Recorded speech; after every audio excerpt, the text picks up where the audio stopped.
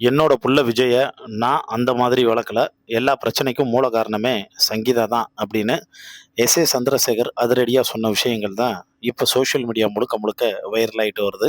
அப்படி அவர் என்னதான் சொல்லியிருக்காரு அப்படிங்கிறத பத்தி டீட்டெயிலா இந்த வீடியோல நம்ம பார்க்க போறோங்க. அதுக்கு முன்னால நம்ம சேனலை சப்ஸ்கிரைப் பண்ணாம இருந்தீங்கன்னா மறக்காம சப்ஸ்கிரைப் பண்ணிக்கோங்க. அப்பதான் நம்ம சேனல்ல போடக்கூடிய டெய்லி அப்டேட்ஸு, காசிப்பு இது எல்லாமே உங்களுக்கு உடனுக்குடனே அப்டேட் ஆகும். அப்புறம் இன்னொரு முக்கியமான விஷயம், வீடியோவோட ஸ்டார்டிங்கில் வியூ ப்ராடக்ட்னு வீடியோவுக்கு மேலே ஷோ ஆகும். அதை நீங்கள் கிளிக் பண்ணீங்கன்னா நிறையா ப்ராடக்ட்ஸு ஆஃபரில் வந்து போயிட்டுருக்கு. அந்த பர்டிகுலர் ப்ராடக்ட்ஸ் எல்லாமே உங்களுக்கு நல்ல நல்ல பெர்சன்டேஜில் ஆஃபரில் கொடுத்துருக்காங்க. உங்களுக்கு ரொம்ப அவசியம், அத்தியாவசியம் தேவை இருந்தால் மட்டும் அதை நீங்கள் கிளிக் பண்ணி பர்ச்சேஸ் பண்ணிக்கலாம். இல்லாட்டினா நீங்கள் அதை ஸ்கிப் பண்ணிடலாங்க. ரைட். இப்போ அப்படி எஸ்.ஏ. சந்திரசேகர் என்னென்ன அதிரடியான விஷயங்கள் சொல்லியிருக்காரு அப்படின்னா, எஸ்.ஏ. சந்திரசேகர் ஆரம்பத்தில் இருந்து ஒரு கால்குலேஷன் போட்டார். அவருக்கும் விஜய்க்கும் மிகப்பெரிய மனஸ்தாபம் வந்தது காரணமே என்ன ஒன்றா, விஜயோட அனுமதி இல்லாமல் ரசிகர் மன்றமாக இருந்ததை கொண்டு போய் இவர் கட்சியாக ரெஜிஸ்டர் பண்ணி, இவர் வந்து பார்த்தோன்னா விஜயை அரசியலுக்குள்ளே கொண்டு வரணும் அப்படிங்கிற முழு வேலையில் வந்து இறங்கினார். ஆனால் விஜயினுடைய கால்குலேஷனே வந்து தனி.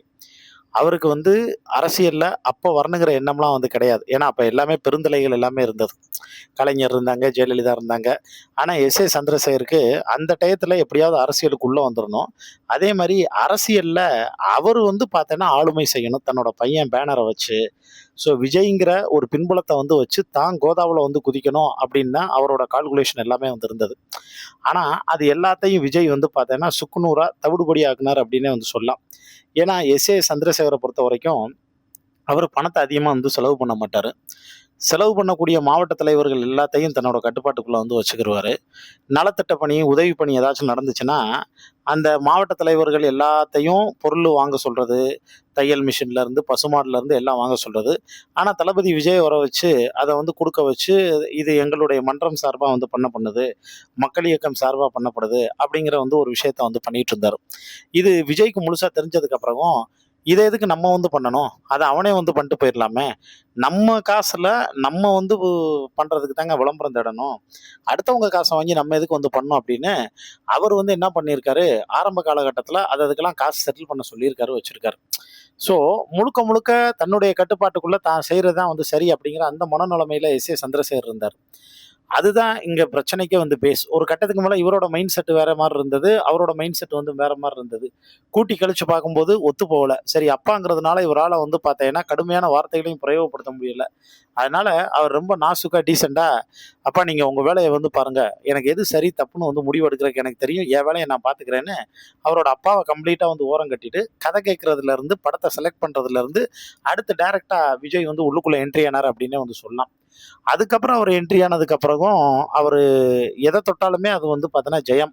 அப்படிங்கிற ரேஞ்சுக்கு தாங்க வந்து போயிட்டு இருந்தது. இன்னும் சொல்லப்போனா, எஸ்.ஏ. சந்திரசேகர விட ரொம்ப ஷார்ப்பா, தொலைநோக்கு பார்வையோட விஜய் வந்து செயல்படுறாரு அப்படின்னே வந்து சொல்லலாம்.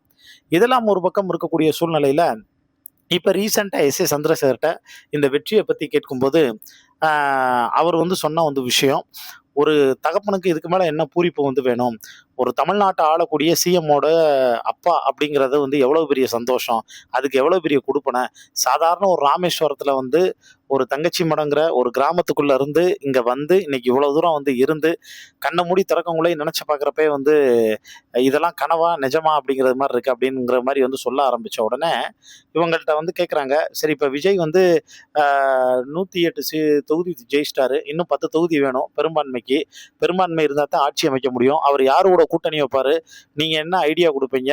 நீங்க எத சொல்லுவீங்கன்னோனே, அவரு டக்குன்னு என்னங்க இப்படி கேட்டீங்க? அவருக்கு ஐடியா குடுக்குற நிலைமையிலலாம் நான் வந்து இல்ல.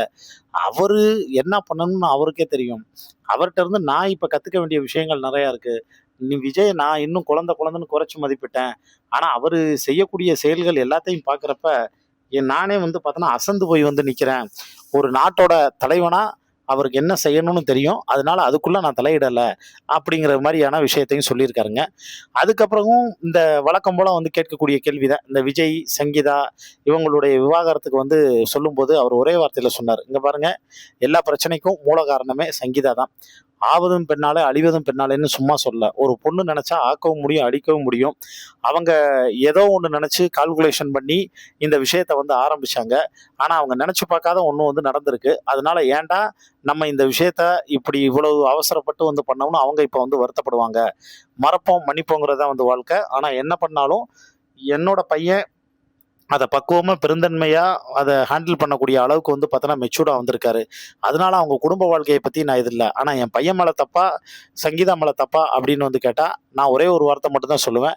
என் பையன் விஜய் புடம் போட்ட வந்து பார்த்தோன்னா தங்கம். அவர் மேல வந்து எந்த தப்புமே வந்து இல்ல அப்படின்னு ரொம்ப எமோஷனலா எஸ்.ஏ. சந்திரசேகர் தான் பையன பத்தி வந்து சொல்லியிருந்தாரு. அத பார்த்துட்டு நெறைய பேர் கீழ கமெண்ட்ல, தங்கம்னு நீங்க சொல்லியிருக்கா தெரியும். அவர் புடம் போட்ட சுத்த தங்கம். அதனால தான் தமிழ்நாட்டு மக்கள் அந்த தங்கத்த வந்து பார்த்தோன்னா, அரியணையில வந்து உட்கார வைக்க போறோம் அப்படின்னு கீழ கருத்துக்கள் எல்லாமே வர ஆரம்பிச்சிருக்குங்க. இத பத்தி உங்களுக்கு தோணக்கூடிய கருத்துக்களையும் கீழ இருக்கக்கூடிய கமெண்ட் பாக்ஸ்ல மறக்காம மென்ஷன் பண்ணுங்க.